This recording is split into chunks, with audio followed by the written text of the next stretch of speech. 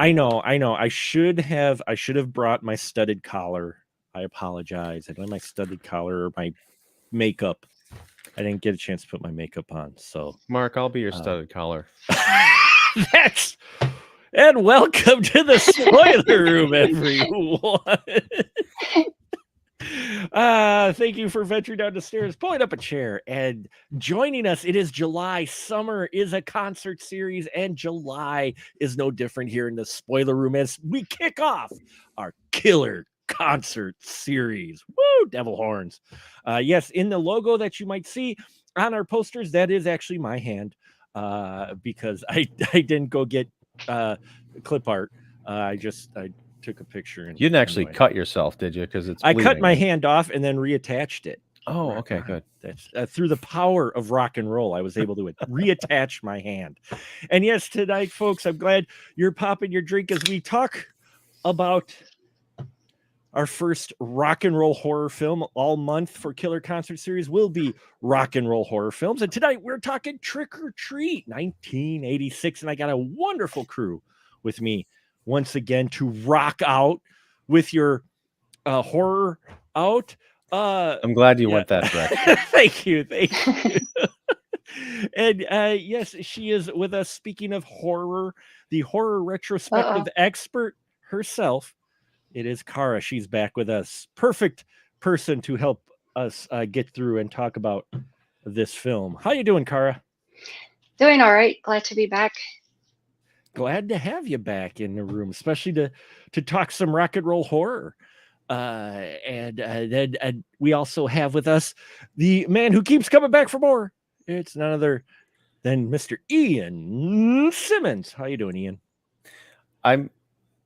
As you know, I'm fighting a cold, but I would not miss talking about this movie for anything. I could be dying in a hospital bed and I'd still say, no, you got to get me on the show. Hey, the healing power of rock and roll, never underestimate it. So yes, folks, tonight we have it. And well, you're sick, Ian. So Kara, would you be able to, if you wouldn't mind, give us the synopsis of Trick or Treat from 1986? It's definitely I haven't seen very many rock horror films, but I think it's pretty interesting and unique in the fact that you have like this Ouija board record, which he uses to communicate with this dead rock star, and they kind of have like this whole revenge murder plot thing going on. And I don't know, it reminds me very much of Brain Scan. I don't know if Brain Scan was inspired by this, but you have two ostracized teens, very emotionally immature. The main focus here is music rather than video games, but I see a lot of similarity in there. But overall, I think it's a decent film. Maybe I've just outgrown it, but it comes off comes off as a little bit too immature. But I think I've just phased out of this one, aged out.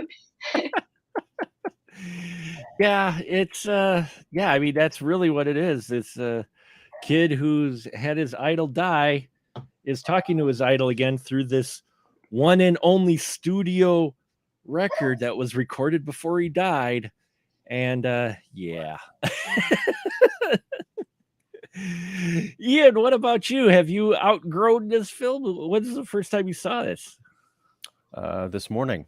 No shit, really. See, I am opening the cinematic door for Mr. Ian Simmons, letting him experience films he would have never experienced on his own or sober. I should be told I avoided this movie really for years because, and maybe this month will help further open my eyes. I always thought the idea of like rock and roll and horror kind of go together, this kind of alternative, subcultures and everything. I just always thought the concept was kind of cheesy of like marrying rock and roll. I mean, I read the Kiss comic books that Image put out in the late 90s or whatever. I'm like, this is dreadful. But and Gene Simmons of Kiss Park was awesome. Yes, sure. Phantom of the Park. Yes. I'm going to bed. Anyway, no. And Gene Simmons of Kiss fame is in this movie, and I, not knowing anything about it, I thought that he was like the star of this film. Like, I don't want to see Gene Simmons playing a demon because he's the demon, or whatever. But this morning I was pleased to find that he was a radio DJ, and it's kind of like the friend. He was the Philip Seymour Hoffman of Almost Famous of this movie. This movie, there's so much of other movies that are in this movie, but it's done with such flair and style. I love Trick or Treat, like, wow, unabashedly. Nice. I thought there was a lot to this movie, visually and just in terms of the way it was told. I mean, Mark Price, aka Erwin Skippy Handelman from Family Ties, who knew? I thought he was perfect for this. And I don't know who the rocker was. Tony Fields played Sammy Kerr, the rocker. Right. Was he anybody? Is he like, the lead singer of Anthrax or some nonsense? I don't know. I'm not hip with the kids. You're not hip with these 30, 40-year-old bands at all. Actually, no, I'm not. Let's see, what was he in? He was in Lionel Richie's Running with the Night. He was the groom. No, just kidding. Oh, wow. He was in Captain EO as a dancer. So he's a dancer. He was in Santa Barbara.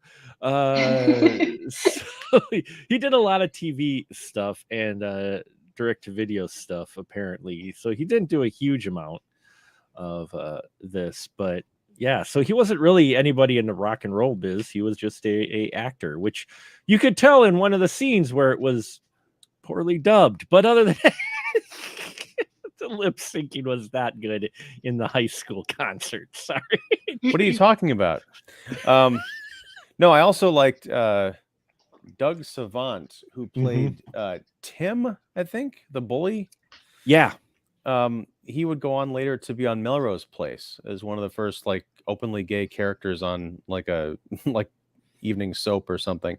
And I remember liking him on that show. So to see him playing the the jerk bully in a high school movie when he was clearly like 25 years old was quite something. Yeah, because, well, I mean, the film opens kind of interested, as my son said. He didn't really care for the he watched this with me, and he thought it was actually all right, but he did not care for the main character, Eddie Weinbauer, played by Mark Price. He's like, he's wow, as whiny as his surname.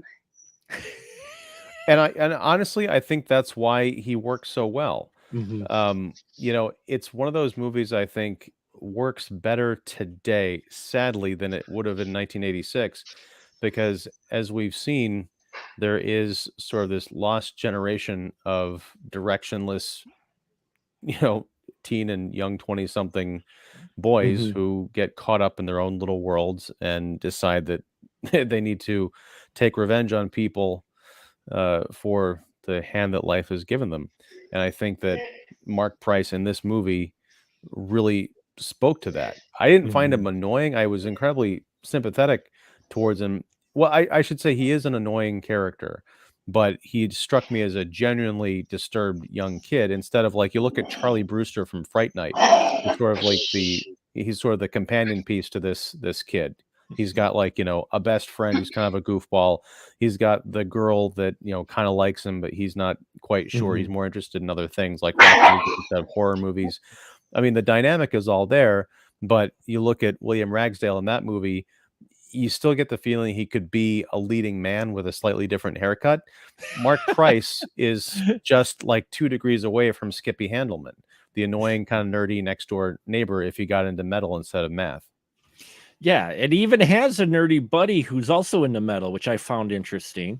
His buddy who has a more nerd look, but he knows all the rock and roll as well. He just doesn't dress the part like right. Roger, I think, right? Yeah, Roger. Yeah. He doesn't dress the part that Eddie does because he doesn't idolize Sammy Kerr, but he is into the heavy metal stuff. He knows them because they're best buds, which I found interesting. And I found interesting that they pick more on the metalhead than they do the nerd in this film. Well, I think, and they bring up, there's a really interesting scene at a pool party where Eddie goes there and he shows up and he looks really out of place. I mean, especially because he's the only one not wearing swim trunks or nothing at all, as we see some of the girls in that pool. Well, yeah. But one of the popular girls comes over and says, you'd be a lot less creepy if you just tried to fit in.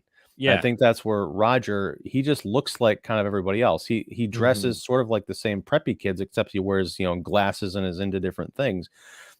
Eddie sticks out like a sore thumb. He's got the long shirt and the patched up jacket, and he's always, kind of got his head down listening to metal music.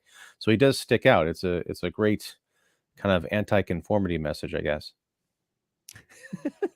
It is anti-conformity. Also, he is a true stan before there were stands.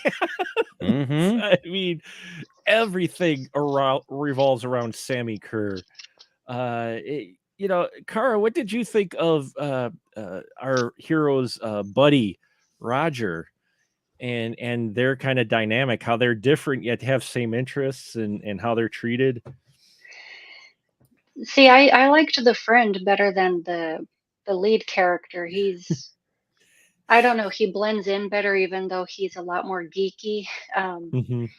But I keep getting drawn into making comparisons, kind of like the Gate. Like, you have the two lead boys, and there was one that was into metal, and he was kind of nerdy, but he knew all the ins and outs. But I don't know. That's part of why I say I aged out of this movie, because I thought it was so cool when I was younger, and then you enter that teenage phase, and you're like, yeah, I kind of get it.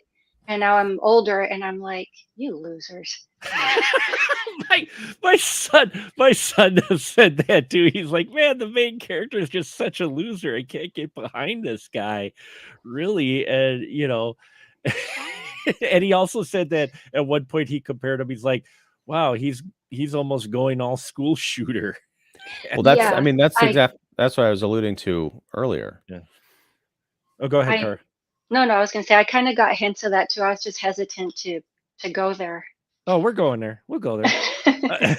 Well, I mean, we're talking about this on July 5th, the day after, right in my backyard, practically, there was that, disturbed kid who shot up a bunch of people in Highland Park. And it's weird watching this movie the day after that, especially some of the stuff that he says, sometimes actually kind of a lot lately. I think about some pretty radical things. I might just end it, be done with it all. I don't know if that's it. And he's writing it in a diary, which, these days would be called a manifesto if he actually did something. It's not just a diary. He's writing a letter to Sammy Kerr. Oh, that's right. Yeah. It's an actual letter. He's writing this to, going back to your Stan analogy. Yeah. To his rock idol. Basically, yeah, you're right. It's almost like a manifest of sorts. I think the film, at least emotional wise from Eddie, it does really well capture that teen angst. He's ostracized, not well treated, but kind of like this whole woe is me thing, very, very heavy emotional thinker. And that's teenage, I can't speak for girls, but I mean, that's teenage boy angst, kind of, I think, wrapped up in this. Is, I think, like this, Pump Up the Volume and Donnie Darko are the movies that I think, like, right away capture. They come closest to capturing what it's like, minus the dramatic license and everything. Speaking of Donnie Darko, there's a couple of really great music montages, like when he's being, chased to the school, or when he's tearing down the stuff in his room. I mean, a lot of this stuff is told without, scripted dialogue. You can see people talking, but it's all like, a bit heavy-handed in terms of some of the lyrics. But I think they really matched up the music with the montages. Yeah, the music. Well, you got to, I mean, if you're doing rock and roll horror, you got to have some rockin' music, right? All the music, I think, was composed and, all the lyrical songs were done, most of them done by a band called Fastway. They did the majority of the music in this film.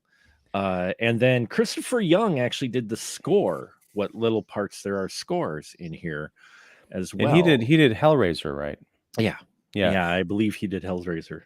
And related to that, Joel Soyson, who's one of the credited screenwriters, would go on to write Hell World or Hellseeker, one of the Hellraiser direct-to-video movies. Oh, And he also did Hellraiser Inferno and Hellraiser Revelation. He did all the really good Hellraiser movies. Yeah.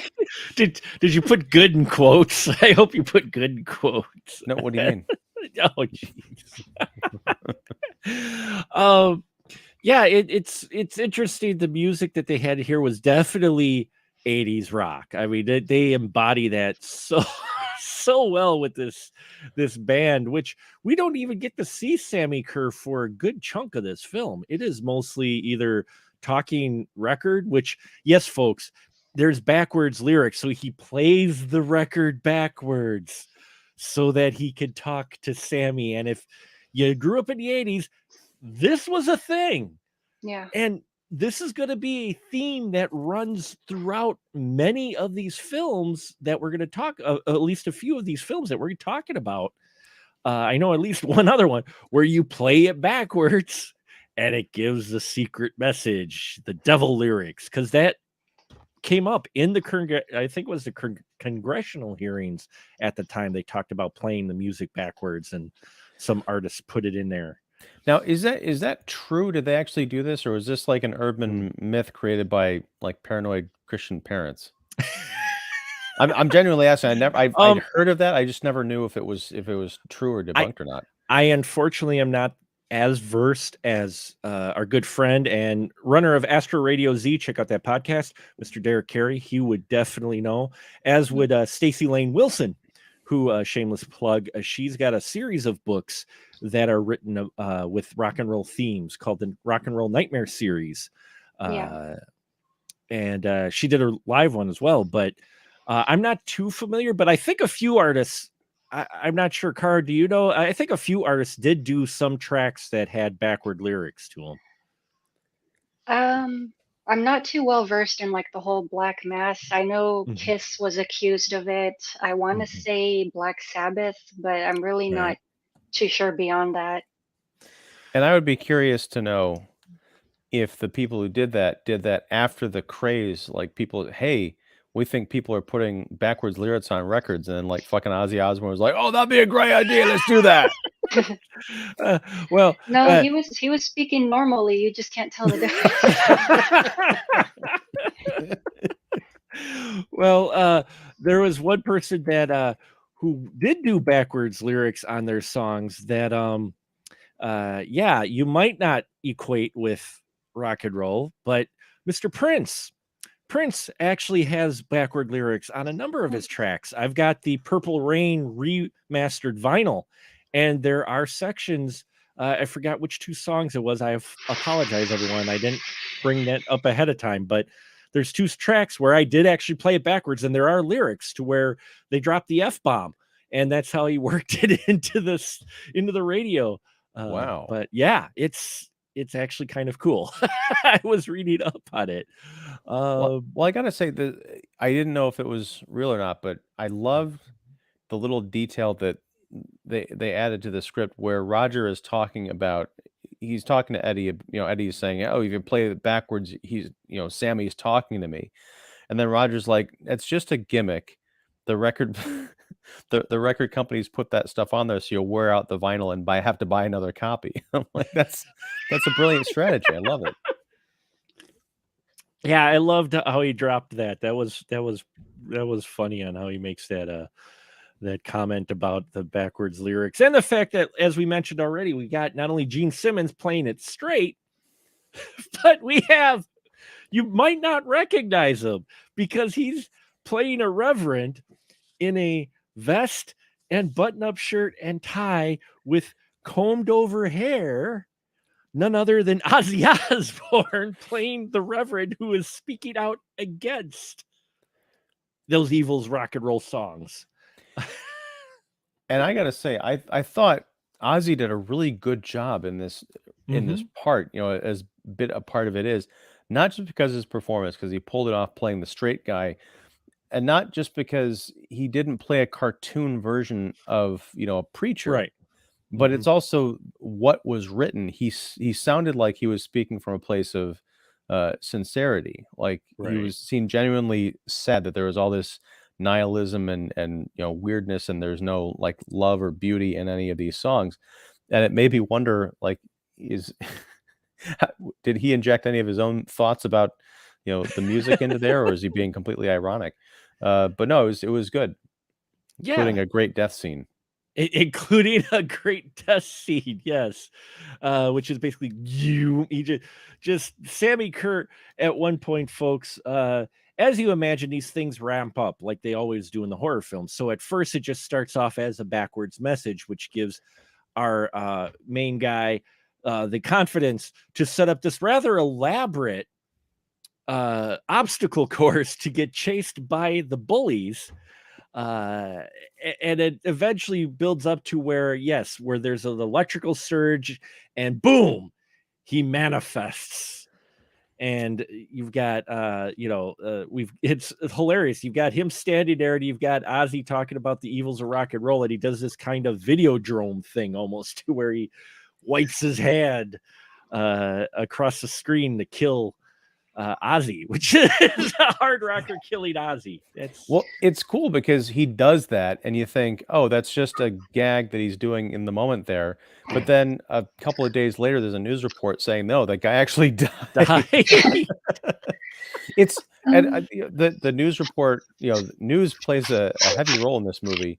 It's how we find out that Sammy died. I think it was a great reveal because Eddie's just in his room, kind of like appraising and kind of like admiring his collection of posters and records and stuff. And there's a news package talking about how Sammy went to his local high school and he was banned from performing there, and talking about all this stuff. And because he turned this broadcast on like in the middle of the story, so he thinks it's just a profile of his rock idol. And then at the end, it's like Sammy Kerr dead at 38.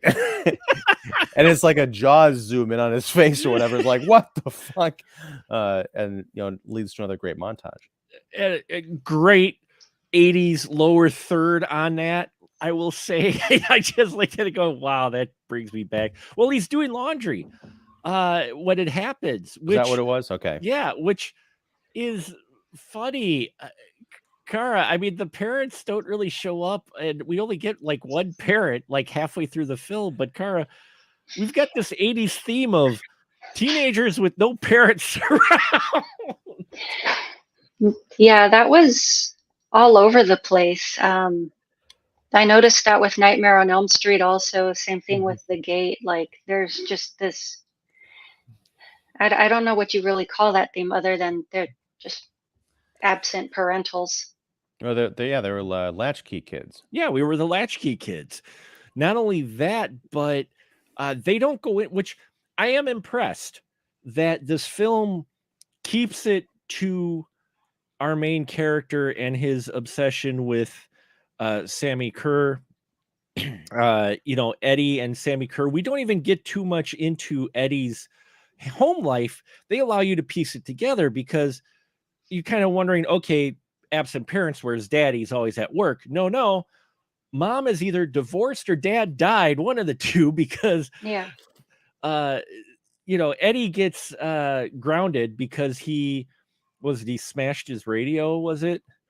And he it was the bullying he did at the school. That's right. It got back, and so she grounded him one way or another. She grounded him, and so she's going out to do a Halloween party, and her boyfriend shows up as Rambo with the gun boleros, but he is not a Rambo. He is. Yeah, I think his name was his name Stan? He had a really Stan kind of name. Something, yeah. And she's dressed kind of like Madonna from Who's That Girl, only all pink. It was really weird. Yeah, and they just leave him, and. Yeah, it's interesting because even with his, the girl that he sort of likes, we don't get a huge amount of scenes like we normally do with him pining for her. It's all mostly about Sammy. Mm-hmm. And I thought that was an interesting direction, because usually with films like this, that, you know, especially if there's the girl involved, he's like, ah. But when he felt that she set him up at the pool, which, let's face it, these guys go beyond bullying. Okay, I've seen bullying in school. I have not seen them put a weight in a guy's backpack and dump him into the pool and then just sit up there and laugh. I just love that there was a workout weight like sitting on the deck of this high school swimming pool or wherever the hell they were. Where else is the swim team going to work out? But Sure. I mean, It comes in handy for attempted murder. Yeah. Well, it's kind of funny because, I mean, it's scary. It's meant to be scary, but it's also kind of funny that you have the bullies who do this, who practically kill the guy in the pool because he shows up at the party and they didn't realize he was invited. Not that it would have really mattered. And then, like, the next day after the record tells him, yes, folks, the record tells him to get back at these guys, sets up this whole elaborate thing, and the guy almost gets a metal machine to the head. Yeah, they're like in shop class or something. That was the one thing that I thought was a little bit too easy and distracting, was when Eddie shows up to this classroom because the record told him to go there. He's sitting alone, and all of a sudden Tim and his friends come in. And I'm like, okay, why is Tim wearing a tie? Well, they were dressed up. They were. Yeah. Well, he was at the very least, and he's like, we spent all morning like cleaning the school and scrubbing gum off from underneath the desk because of what you did to us, right? Because he basically got them in trouble with the aforementioned chase. But I'm like, this just doesn't work. And of course, he's wearing a tie so that it can get caught in the piece of heavy equipment and then almost get I don't know what kind of a piece of machinery that was. It was like a metal lathe. Spike. Yeah, it was like a metal lathe. Well, so because that can go in his eye. But I'm like, okay, that's because we did skip the part. You rewind the record back a little. There was the chase we talked about. He set up this elaborate thing where you dump a water from the janitor bucket, and there's a chair in the way. He set up this whole elaborate chase and made him think that he went into this one room at the end of this long chase. So they grab a fire extinguisher, they open it and they spray it, and they end up spraying all the teachers in the break room because beautiful. Classic misdirection. 80s. It was actually a great shtick. I'm like, actually, that was really good. But yeah, then that's when the record tells him 6-6 crush is what the hint, I think it was, which meant he went to room 66 where the metal lathe was. And yeah, that's where the tie and all that. But you get this scene to where actually it's done really well. You've got the main actor too. I was impressed the way they did it. Obviously they aren't in that much danger, but they really made it look good. The guy's got his tie and the thing's just coming. You get that camera angle where the point's coming more towards the head. And then you see just how close it is. And you get Eddie looking all like, maybe I should let it. Then he just hits the power at the last minute. And it stops instantly. Well, of course, that's a good breaker. That's safety, man. Did you not take shop class? That's safety. No. I don't think it was even offered at the school I went to. I had to. It was a requisite. It was a prerequisite. Anyway, so, and what I loved is that even that didn't quite scare our bully yet. You know, he's like, I'm going to get you yet. And I'm like, okay. Yeah, our bully doesn't get scared till later on when Eddie is full on Sammy Curd, Sammy Curd, and he walks out. He starts doing like flaming pumpkin heads and shit. Well, but it was at that point because there was the black tape. Yeah, Tim's girlfriend. Mm-hmm. Well, okay, yeah. So Sammy spits out this. I thought it was like a black metal or something. Well, like that. It's really a metal tape because the metal tape is a better quality. If you remember correctly, when you record, you wanted to record on metal tape. So what better than record metal on a metal tape? Oh, sure. I had forgotten all about that but it was a speed recording too. It was a beautiful thing. This was back before the age of speed recording, but Sammy Kerr invented speed recording because you're right, he sticks the tape in the machine, when Sammy Kerr's voice on the record tells him, and then they speed the record really fast and it records onto the tape, which he gives to his bully, which the bully's girlfriend listens to while they're making out.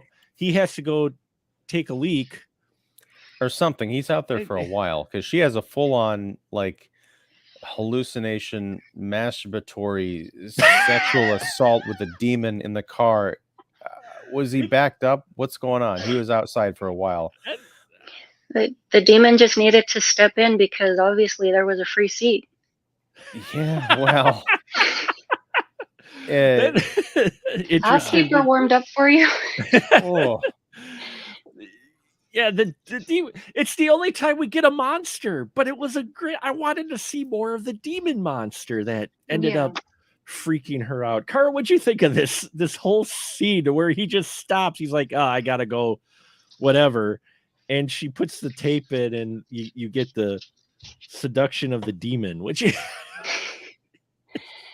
See, as a kid, I thought that was a cool scene. I thought it was scary. And then going back and watching it as an adult, I'm like, this scene's a letdown. It's pretty lame. Considering the setup, yeah. I mean, because she's listening to it and you got the green mist coming out of the headphones and you have your gratuitous nude scene, which, Barely. barely, and then all of a sudden, she wakes up and there's a really cool demon puppet, but we only get like 3 seconds of it. And we get screams, and then he opens up and the car's full of smoke. And then he comes after Eddie, who's gone full on exorcist, like, power of the dark metal. Well, he kind of goes over to Eddie's house. I got the feeling to just not like kick his ass, but just pretty much say, stay away from me, like freak. It's, Tim does show up later in the movie and does some really untoward things towards Leslie, I think her name was, but he does, when it comes to Eddie, he's freaked out, he's scared, which another comparison. I mean, this movie reminded me of also Christine and Teen Wolf specifically, because there are a few kids, some kids like, oh, you can turn into a werewolf, and then there was like Stiles's younger brother was straight up scared because, okay, does no one else see that there's a classmate of ours who turns into a werewolf? This is not right. And yeah, Tim is sort of that guy in this movie once he realizes what's up. Yeah, it's just interesting the way they play this dynamic with this bully. And how he finally, it even was the stuff, doing stuff to the bully didn't get him. It was once it affected his girlfriend. He's like, yeah, okay, just back off. And I'm kind of sitting there going, okay, this is the case where I really don't feel for the bully. I'm sorry, I'm not really feeling sympathy for him. I don't quite feel sympathy for Eddie either, but definitely not for the bully. Well, I don't know that he's a sympathetic character really, but it's something that we don't always see from bullies in movies, which is more of a defensive stance rather than offensive stance. Yeah, because I think because he found her in the car and he peeled the headphones off of her ears, like there was like goo because they had like melded to her. So he realized he probably didn't understand what exactly was going on, because how could he? But he knew that Eddie was doing something that was kind of out of the ordinary. So he was like, look, just stay away from her. She's in the hospital. I don't know what you did, but please, not please, but, just stay the hell away from me. He could have rolled up there with a gun or something and tried to take him out, but he didn't. Or the rest of his group of his buddies. Yeah. Right. We don't get that scene, which we would have in a dozen other movies. Yeah. I mean, they do buck some expectations in this film. And then other tropes they use excessively. Like the whole last third act, because things have been ramping up and Eddie realizes what he's unleashed. As always, we get the character going, oh crap, this isn't exactly what I wanted. Yeah, and that's where he smashed his radio and that, but it didn't matter, because even though he smashed the demo record, he had the tape, and the tape, he was told by Sammy to play it at the concert, or he was going to kill him. And so he's like, "Oh, okay," because Eddie's buddy got the black tape when he got it from the car, and which again, nobody locked their. I mean, I loved that scene. That's like an actual comedic scene to where was it Roger, his buddy, is trying to jimmy the car open, and it's open already, and he just gets the tape and takes it to, and then ends up listening to it after his buddy Eddie tells him not to listen to it, because of course. And then that set the things in motion of playing it at the school concert, and boom, Sammy Carr shows up in all his electrical glory, and chaos ensues. Yeah, he's like shooting people with his guitar lightning and disintegrating them. And then we get our great Carrie moment where everyone's in the gymnasium, they're running towards the exits, and it ended up a lot better for those kids than it did for Carrie, because at least he let them leave. He did let them leave. Of course, in true rock fashion, the kids didn't know what was going on at first, so it took few people getting disintegrated before they realized, oh crap, this guy's disintegrating. Never mind the backstory that we have for Sammy, that he came from this town. That's why Eddie idolized him as well, and he was going to play at the high school. And they said no, because rock and roll is evil. And well, he ends up playing anyway, but he ends up taking some kids with him. What's interesting to me is that, like, because you get the feeling from Eddie's being ostracized and everything that this metal, this rock and roll is not cool. Mm-hmm. And yet when Sammy starts playing, no one's like, oh, turn that off. Or they're all just like having a great time until he starts, killing people. It's almost Footloose like. Yeah, pretty much. Only with hair metal. Cara, what'd you think about this third act once they start playing the tape and Sammy shows up and starts vaporizing people? I want to say it was fun, but it felt very, very exaggerated. Like, I don't know. It's kind of like you have this lightsaber guitar thing going around. A little bit, yeah. It was almost like a blaster. And I think the mistake Sammy made, though, is he took his drummer out too early. He should have kept the backup band for a while behind him, because he turned around and started shooting the band members. And that's where Eddie shows up late after all the chaos has already ensued. And he yells at his buddy Roger.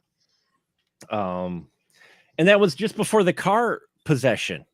I forgot about the car possession that we had, because that's where they take off where he almost runs Eddie off of the bridge just before the prom.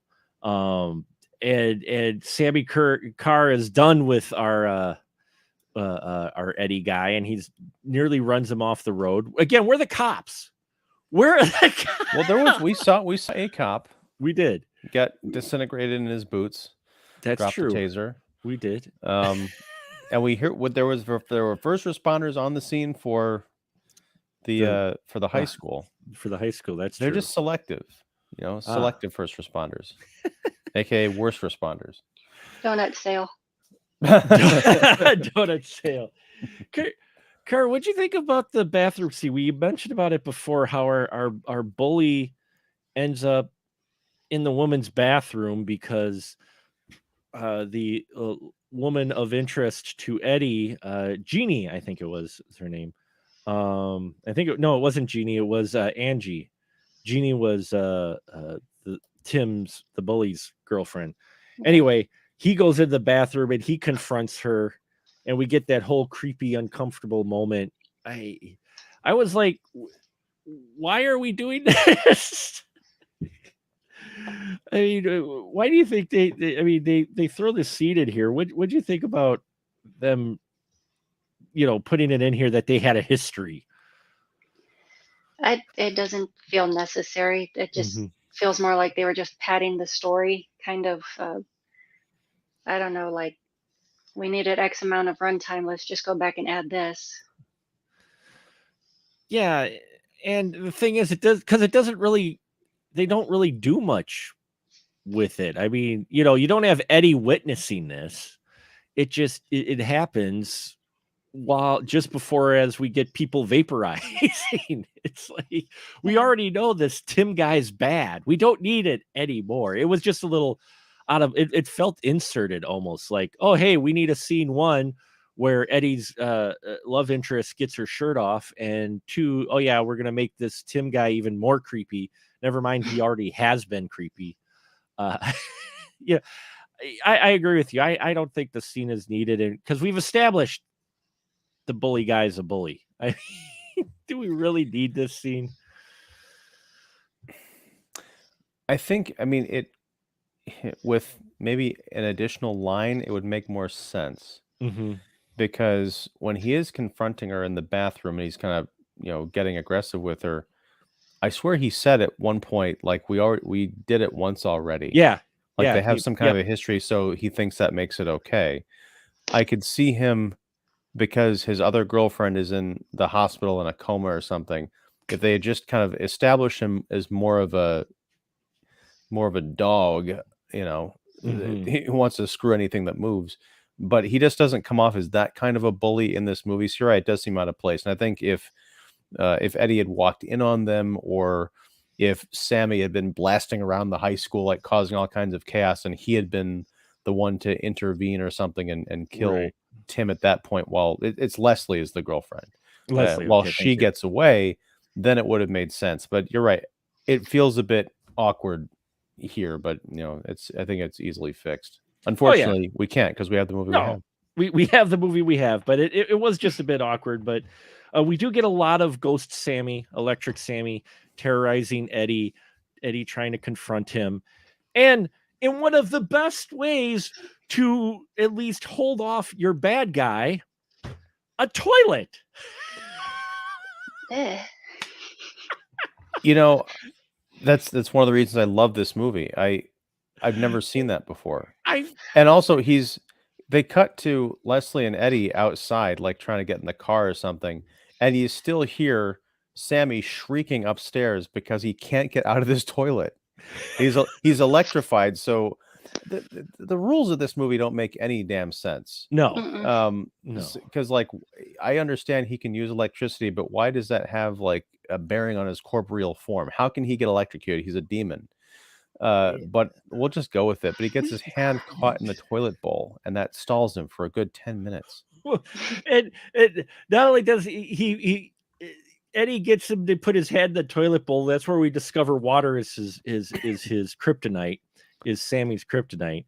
And just as he's pulling his hand out, she hits the plunger to suck his hand back. I'm like, that's not how that works, but it does here because this is a quote unquote horror comedy. Though I will argue, I think they use the word comedy fairly loose here. Yeah, I don't strike this. This does not strike me as a horror. It's not nearly sharp, like funny, deliberately funny enough to be that. No. Well, I mean, you get a few of those funny moments, like we mentioned, with the hand getting caught in the toilet. When she turns it on, he gets sucked further into the toilet. Like, okay.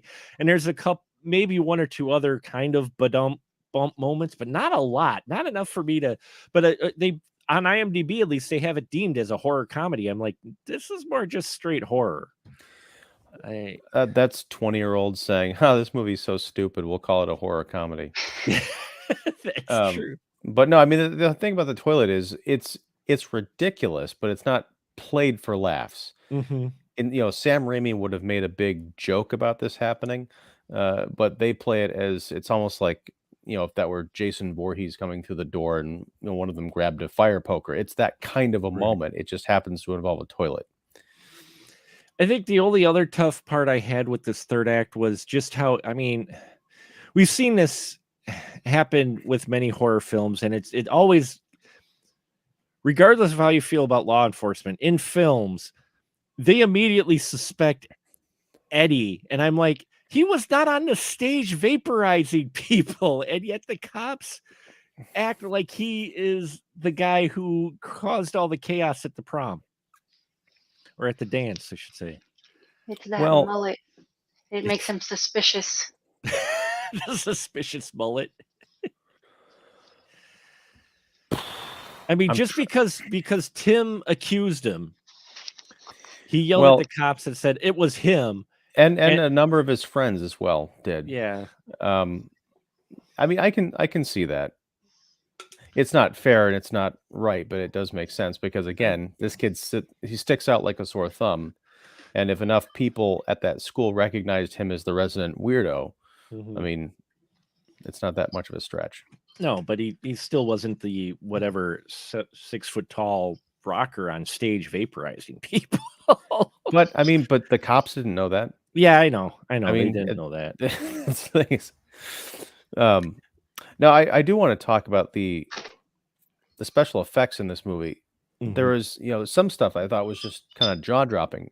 The bit where Sammy is confronting Eddie in his room, Yeah. and it wasn't the televangelist, that was Ozzy Osbourne. It was the lady who played Large Marge in Pee-wee's Big Adventure, was another one of these moral crusaders, and she's on the television, and Sammy reaches into the tube TV, grabs her, chokes her, and brings her out into the real world as this kind of like a smoking husk and slams it onto the floor. I still don't know. I rewound it and watched this twice. And for a 1986 visual effect, I don't know how they got it to look that good, where you see the hand go in, reach in, and pull her out. Grab her neck, and then just the quick cut, just as he's pulling her out. Quick cut. It's just edited perfectly. Quick cut. He's pulling out the carcass, the fried carcass. No, I'm talking about where he reaches. Oh, where he see reaches the hand into the go TV, yeah. into the screen. Right. I gotcha. Yeah. And then pull. It's like there's no editing. It's like it's almost as if you're watching someone actually do this. It's very impressive. And then there's another bit. I think it's where when Roger attacks the circuit breaker box and makes Sammy disappear, he disappears in a way that he's like charging at Roger. He's got the lightning and everything, but it looks like he's being erased from existence. It's not like a giant burst of light. I mean, it looks like something that you would have to have like sophisticated digital technology to pull off today, but they're doing it, back then. Yeah, it wasn't just your Freddy Krueger spin and flash in, disappear in a flash. He kind of peels away, disintegrates, almost Lawnmower Man type ish. Right, but not effect. with the cheesy, 1991 graphics, whatever they were doing. But no, Charles Martin Smith, who directed this movie and shows up as Mr. Wimbley, the kind of nerdy guy in the Groucho glasses making the school announcements. I mean, he's an actor. This was his first movie, and I think it was a hell of a debut. But he showed up in the Untouchables and American Graffiti and all this stuff. He's a great character actor. But just the look of this movie, it reminded me of Nightmare on Elm Street 4, the Dream Master from a couple years later, with especially what we see of the kid Joey's room in the beginning of that movie. He's like a hard rock kid. There's a lot of that in Eddie's room, and just the atmospherics with a lot of like mist and red coming out of like devices and mechanics. I just love this thing. I don't know why I never watched this movie before. The visuals are pretty good. Cara, what do you think of the visuals in this film? I think they still hold up fairly well, and same thing with the woman being dragged out of the television. I think that's pretty much the only funny scene in the entire movie. Well, then you got Roger trying to vacuum her up afterwards. Because it's in his living room. That's how Sammy convinces Roger to play the tape, is he pulls the lady out of there, and then Roger's trying to vacuum later. But I forget. I don't know if she was meant to be like some parody or satire of, what was her name, Margaret Thatcher or Mary Whitehouse, or I think so. She was supposed to be playing off of being that character that we saw in real life. I forgot which one it was. I think it was maybe Margaret Thatcher, who was very conservative and speaking out against anyone on the TV was speaking out against, not Thatcher. Are you thinking of Tipper Gore? Or Tipper, it might have been Tipper Gore. It might be a few years before Tipper Gore. Yeah. Margaret Thatcher was the prime minister of the that's right. Britain. Never mind. No, that would be. But you never know. She might have been. Well, she was very conservative. Yes. Yeah. Yeah. But I mean, with her and with Ozzy's character, what I liked is that they were extreme personalities, but they weren't played as cartoon characters. I think that's kind of important in I don't know if the movie had that on its mind, but I watch these people on TV and I think I could see how a concerned parent would watch this person and say, I need to listen to what they have to say. Mm-hmm. Instead of just like, oh, it's all fire and brimstone, everyone's going to hell because it's the devil's music. There wasn't that in this movie. No, they weren't. They weren't caricatures like we've seen before with them. They were played fairly straight, surprisingly. Which, yeah, I like that too. Is that how that they were played fairly straight, and it worked better because I'm sorry, Sammy was a bit of a caricature of a hair rock guy, though. But not too much. But I wish we'd known a bit more about him. yeah, Because I think he was kind of an interesting, like a striking figure visually. mm-hmm. I do like the first time we actually really see him was in Eddie's dream sequence where he goes into this room. He sees him like in this circle and there's actual people on fire around him. I'm like, what is going on with this movie? But yeah, when he shows up, I'm like, they're not quite trying to make him Freddy Krueger, but they're also not trying to do that. Yeah, they're trying desperately not. No, this isn't Freddy Krueger, though there are some similarities to it. But yeah, that was an impressive dream sequence where you had people on fire. There's two people in the background while Sammy sits in this circle of fire who are on fire, and it stays on this shot for a while. It's actually rather impressive that they stay on this shot as long as they do, because I thought for sure they'd cut away, but no, these guys are burning in the back for a little while. Yeah. But yeah, I mean, and then we get this interesting ending to where you think it's ended with the dance, but it's not. And then they drive the car, and then they get back to the house and Sammy's still there. And so they start smashing radios because they got to go to the radio station because they thought so this is how, and this was another surprise. You think they've defeated Eddie.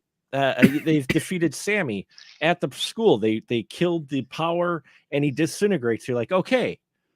And then they realize, oh, wait, there's one more place where this demo has been played, this possessed demo, and that's at the radio station. And so they come up with this elaborate plan to where they're going to go to the radio station and try to stop it from being broadcast to all the radios. And of course, the stuff's possessed. So I love that the equipment's flying around. He's protecting the tape. And so you get this whole other like 10-minute sequence, which I mean, I thought was interesting because normally a lot of films would end where, oh, the guy disintegrated. That's it. End of the story. We walk down the stairs of the school, cue the rock music as we roll the credits, but we get this whole other sequence. It's cool. The only thing I didn't like was that we didn't actually get to see Gene Simmons' character, Nuke, the radio DJ, die. They kind of come into the radio station and he's just like this smoking like husk in his chair. But no, I liked that. I liked the end sequence. I just wish Back to the Future hadn't existed a year before this because as he's driving, I just kept thinking 88 miles per hour. As he takes Sammy into the water, because we know that Sammy can't survive the water in a stolen cop car. In a wonderful action sequence where you got Sammy, he gets Sammy to appear because Sammy can go to any radio station. It's kind of Ghost in the Machine like to where he can go to anything. And he sucks him in and he ends up materializing in the back seat of the cop car. He's clawing at the cage and everything. And I like that Eddie gets a Freddy Krueger line to the Freddy Krueger type character. This line is just great because he's talking about what happened at the house. And he said, oh, you were looking a little bit flushed back there. Oh, yeah. I'm like, oh, no. Yeah, he does get that line. Cara, what'd you think of the ending? The fact that we don't actually have Sammy dead. They have this whole other sequence, which could have easily been a lead into a sequel. but we don't get that. What'd you think of that? I like that it leaves you wondering, but I don't think the sequel was really necessary. I think the film does all right for what it is. Like it's a little Sure. bit shaky here and there, but I think an additional one probably would have just sent it downward. Sorry, wrong click. Yeah, I think it would have too. I do like the mystery. I like the fact they kind of give you a finality for it. You get a kind of a finality for the ending. I gotta say though, I'm hoping that what we're talking about next week has a decent horror movie ending, because this is the second week in a row where we've had this bizarre everything's going to be okay happy ending to a non-starter franchise movie. Like last week with the horror show, it's like, hey, everyone gather around for the family picture. And this one is like, yeah, he's really gone. And now I'm going to be the DJ for the town, apparently. What? Yeah, he's apparently the cops have forgiven him. They realized that he wasn't the bad guy at the dance, and he's the DJ now. So taking Nuke's place. Hey. It works, right? Sure, why not? Mark, when we were talking before the show, yeah, we were mentioning about, or I teased that, in movies, when you hit anything or anything like gets run over or knocked over or hit with a baseball bat, it always explodes. Yes. Like these magnificent explosions. I don't know anything about electrical equipment because I've never set it on fire or knocked it over or smashed it. But when Leslie, I think, when she's destroying the reel-to-reel tape machine that's in the studio, it falls forward, and we get to see the back of it. Is that thing hollow? It looked like, I was expecting a giant box, like a giant thing with, okay. No, a lot of times they built them like 3/4 because you can open them and get to the back if you need to work on them. But they are. Well, no. What I'm saying is, like, it looked like a frame, like a box. I got you that way. They almost like the Rock Ridge and Blazing Saddles. It's just the facade. Because it didn't look like there was anything to this piece of equipment. There were some components in there. You just don't see them in the shower of sparks. Which, anything electrical in here, when you smash it, will spark from your biggest radio. Which, by the way, Eddie had for '86. A decked out stereo. I looked at that stereo setup. I'm like, shit, I want that now. That's a nice turntable he's got. So he smashes that, lots of sparks and everything. And then they got clock radios when they're in the house and they're smashing them and they explode in spark. Everything explodes in sparks. So many radios in this movie. my son said that. He goes, how many radios do they have in that house? Because when they get to the house, Sammy's turning on the radios and they're smashing them. And she's just like, how many radios do they have? But yes, Eddie, obviously things play out and Eddie is the new DJ and we cut to more rock and roll. So I like the soundtrack to this. We'll end it here. The final thing I think to talk about is the soundtrack. Cara, what'd you feel about the music to this movie? No real opinion. It doesn't bother me, but it doesn't really seem to entirely fit either. It fits it out. I mean, he's a hair metal guy and he sings hair metal songs. I mean, they were. It's no Cinderella. No, it is no Cinderella or but I mean, it's 80s B horror rock and roll. So what about you, Ian, and the soundtrack to this? I don't know. I didn't recognize the songs. Maybe I was supposed to. Well, they were all originals, I believe. Oh, were they? Yeah. Now, did any of them like become something after this movie came out? I don't even know how this movie did. I've heard about it for 35 years, but I don't know what the reception was. Did it come out theatrically? Was it direct to video? Did anyone care? Well, it was also under the title Ragman. It did get a release. I do remember that it did get released to the theaters. Its opening weekend, it made $2.9 million, according to Ibidem. On October 26th, 1986. So go figure, just before Halloween. Talk about appropriate release date. Back when movies came out around the holiday, they were actually supposed to be promoting. Yes, Instead exactly. of like Rob Zombie's Halloween. Oh, we'll put it out in late August. It grossed altogether 6.7, almost $6.8 million. Opening weekend though was when most of it was made. Like a third of it was made, but still, not a bad take for a film like this. Probably was limited screens too. I'm not sure the full screens that it was released to, but yeah, I mean it's a fun movie. I like this movie too. I thought it was interesting. It's entertaining. Takes a little slow to begin, but I will say it's not a horror comedy, even though they try to throw in some comedy near the end. It almost felt inserted. But I enjoyed it. Ian, your final thought with Trick or Treat? Oh, it's I loved it. I got to find out if someone's put this out on Blu-ray or something because I want to own this now. I do believe it is. You could check Amazon. I think it's out. I think someone did a treatment for it. A trick or treatment? A trick or treatment. Yeah. By the way, one of the songs says "trick or treat" in it. So wow, the main song to this, because I have the soundtrack. Trick or Treat, the title song, actually says Trick or Treat in it. Yes. The only thing I don't love about this movie is the title. I understand why they called it that because it's a Halloween rock and roll horror film. So let's go with the least imaginative thing possible, but it just doesn't work because this movie has nothing to do with trick or treating, really. No, well, I mean, it takes place Halloween night, so that's probably why. So there you go. And I guess Halloween was taken, but I don't know. Halloween was taken already. Cara, your final thought with this? Anything else that you maybe wanted to talk about? Not that I can think of.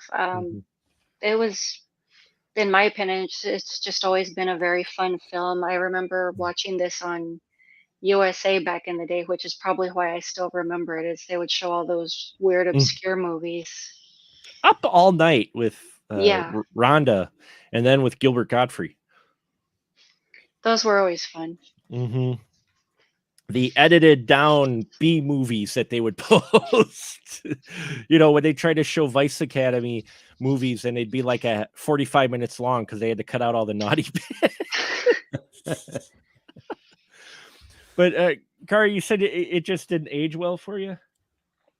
I think it's just more me. I think I aged out of it. I think the film's all right.